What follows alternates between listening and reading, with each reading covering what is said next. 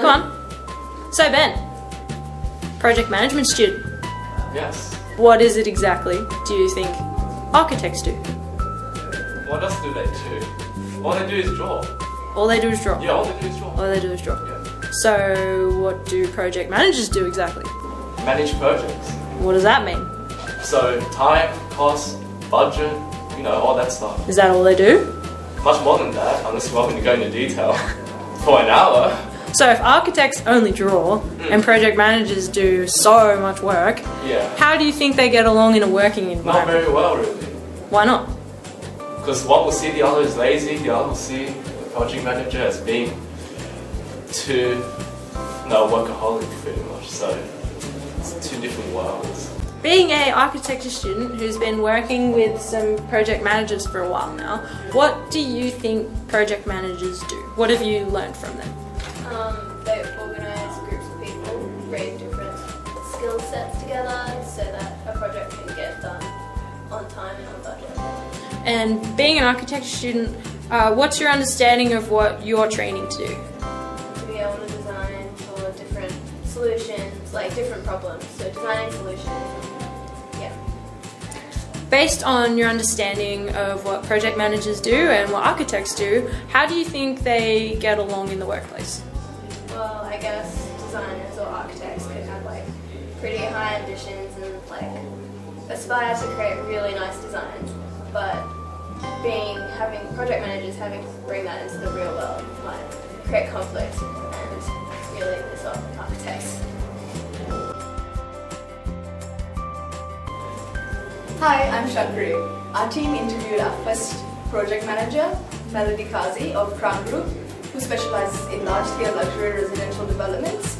We visited her office in Market Street on level 29, very impressive, and we were all in awe of the setup, her office and the showroom we interviewed her in.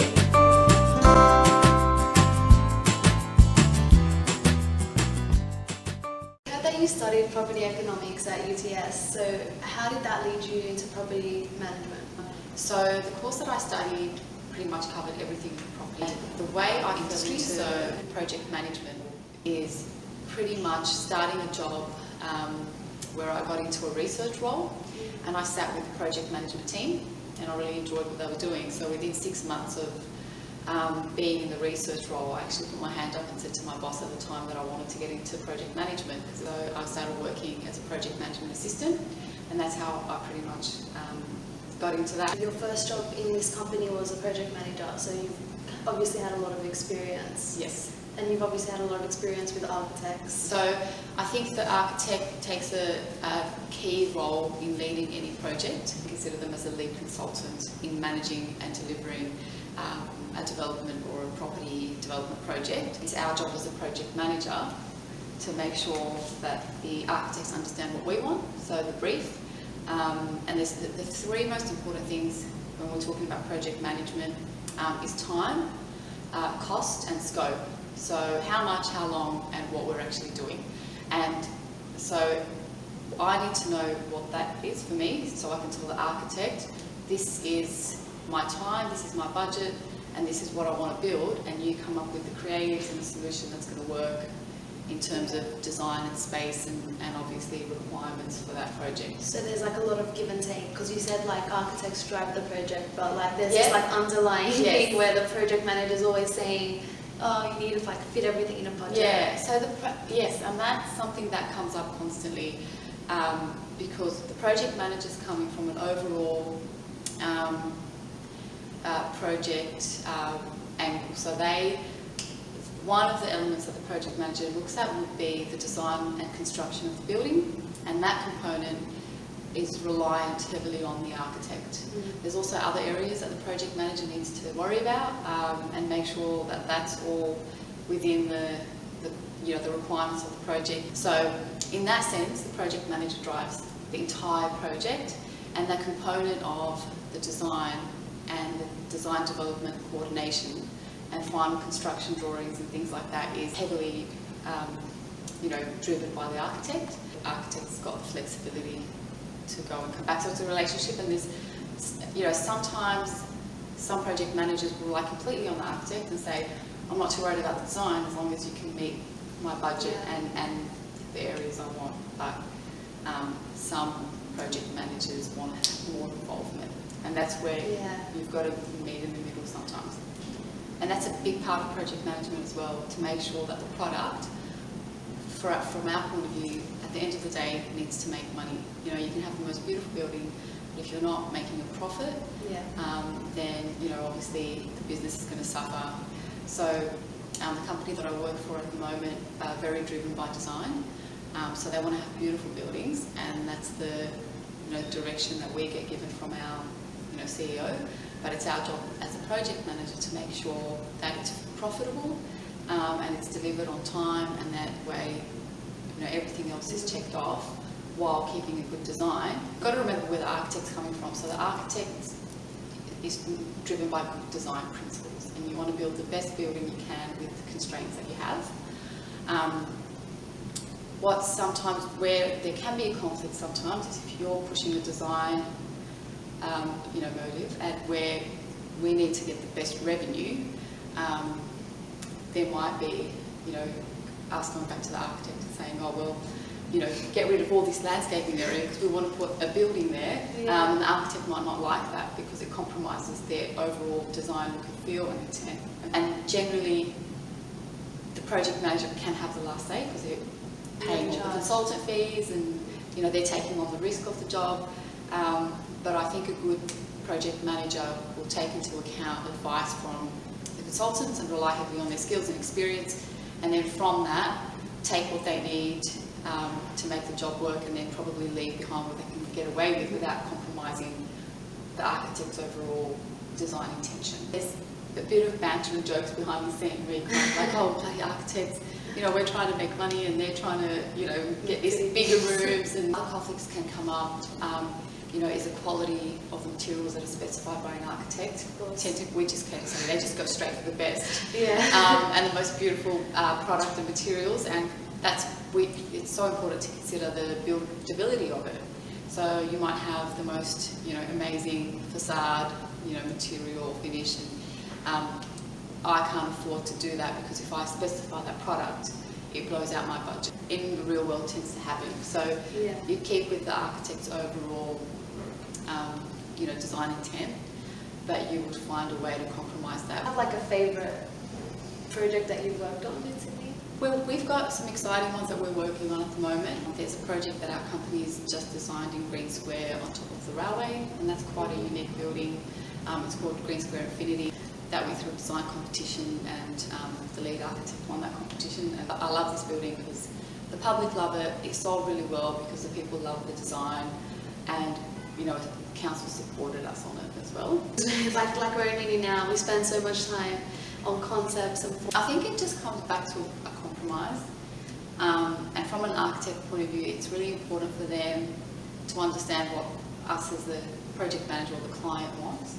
And if you understand what the client wants in terms of, you know, who their end user is going to be, what design styles and things that they like, and you get a good brief from them, then, you know, most architects respond to that really well. And it's amazing how many constraints we sometimes put on architects, and they come back with beautiful results that you didn't think were possible. So we find that sometimes architects sneak things back into finishing schedules that we don't approve of. Sometimes when the architect feels passionately about a design and it's their style that they connect with, they try to sneak it in, and they shouldn't, and see if they can get away with it with the developers, but it's our job to check all that. I think the most important thing is just communicating, understand what the other party wants, and letting the architect, you know, use their skills and what they've been trained to do, and their design expertise. In a group project, the sort of feeling that you always have to communicate back and forth. I think, you know, the architect is a crucial like driver of the project design in a lot of ways, how it ultimately looks and how it functions as a space. And there's a lot of things that we'll need to rely on you for that we might not pick up on in terms of form and space and lighting and everything else. And it's just our job to make sure that practically works, can be built. It's the most efficient it can be while meeting the design. So it's that balance of practicality, usability, profitability balanced with good design principles. Yeah, it's not hard bit. Yeah, and that's a challenge. Rory Toomey was the second interview. The architect we interviewed, also known as Rory the Architect, from Enverona Studios in Surrey Hills. We interviewed him in a park after negotiating a lot of alleyways that just weren't good enough for the job. Tell us a little bit about how you got into architecture and how you kind of got to where you are now, working with the firm that you're at. Okay. My best friend when I was 5 was the son of an architect, and I used to go around to their place, and his father was a sole practitioner, and he worked from home in this sort of sunroom at the back of their house. He was a very big, kind of imposing man, a big Polish bloke, and he used to stand there in a sarong, sort of naked from the waist up, at a huge drawing board, working with beautiful pencils and pens, and making these gorgeous balsa wood and cardboard models. And I looked at what he did for a job, and I just thought, at the age of 5, I thought, I want to do that.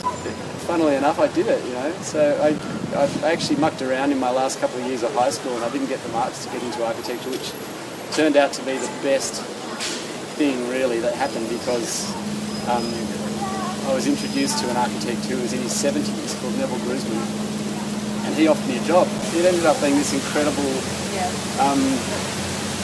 mentorship, I guess, and through that I got an interview with the Dean at the University of New South Wales, and I was accepted as a mature age student when I was 20 into architecture. So I graduated from there in 1997. I worked for a couple of different people, and then I spent about 7 years in sole practice, which was great fun at times, very challenging, very hard work, financially a disaster, but interesting to be autonomous, you know.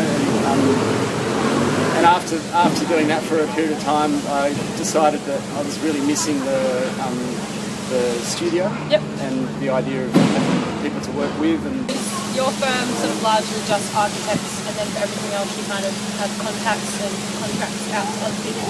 Well, it's the way the world runs. Architect's scope within the profession and within the building process is getting narrowed and narrowed and narrowed to the point where we oversee the design and we oversee the roles of the input of the various consultants, but we are also instructed by the various consultants on a whole range of things where we have no control, really. So it's one of the most interesting and frustrating parts of being an architect is you have these constantly shifting goalposts and you're constantly having to accommodate all these new parameters and challenges into the design, and you still have this idea from when you first drew it about what that should be when it's completed.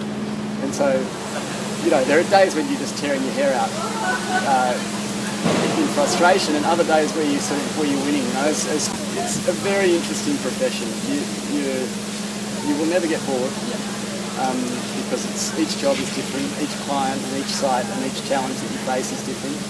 Stuff thrown at us all the time now, and I just go, oh, okay, right, where are we going to put that? Fine, we've got to do it. That's got to move, we've got to do it. And you just become better you become more confident at decision making. The reason why I ask is half of our group are actually first year project managers, right. And part of this course is actually getting us to communicate and learn a bit about each other's roles. Yes. I'm just wondering how project managers affect the work that you do. Does it vary? On a small residential project, you wouldn't need a project manager. A lot of them are now, they're value engineers. A project manager, while they're organising the sequencing and the procurement of the building, are also trying to find savings over here. Project managing as well, I think, is a lot of thinking on your feet. But, architects tend to be quite emotional and we're hopeless at telling ourselves to stop. We want to keep working on our building until it's perfect. And project managers, once the job's on site, they've got the time and the money to control. There's a lot of pressure on them to keep things under control. But having said that, project managers can also, no offence to anyone present, project managers in our experience can also overlook the big picture of what the building is. I heard someone say the other day, a project manager is a person who thinks that if you pay 9 women, you can deliver 1 baby in 1 month. So it's this understanding of things happening in order and things taking time and all that kind of thing, sometimes project managers like, well, you know, they call you on Thursday afternoon and say, we need this building by lunchtime Friday. And you go, well, it doesn't really actually work that way, because if I move that line, then that affects that pipe up there, and then that's going to cut in with that opening there, and there's this whole three-dimensional matrix that we have to be aware of. So if you're training to be a project manager and you're trained to be an architect, you have a lifetime of interesting conversations ahead of you, because we're constantly trying to explain to project managers what we're doing, and they're trying to constantly make us do it faster and cheaper, and you know, just fit this new thing in that we didn't tell you about before. You know, so it's a funny kind of, there's a lot of good sort of argy-bargy that goes on, but with a good project manager, they really help facilitate a good project. You know, all of the challenges and the things that the project manager throw in your face, you just do the dance and you work it out and you can do it. You know, so it's. Are there any sort of like examples of situations where you just have either had like really good communication with a project manager or really bad? We've had very good and very bad relationships. You know, this is probably a major point that I would make to anyone starting out in the building industry. Relationships are so important, right? Being a good communicator, not bullshitting people.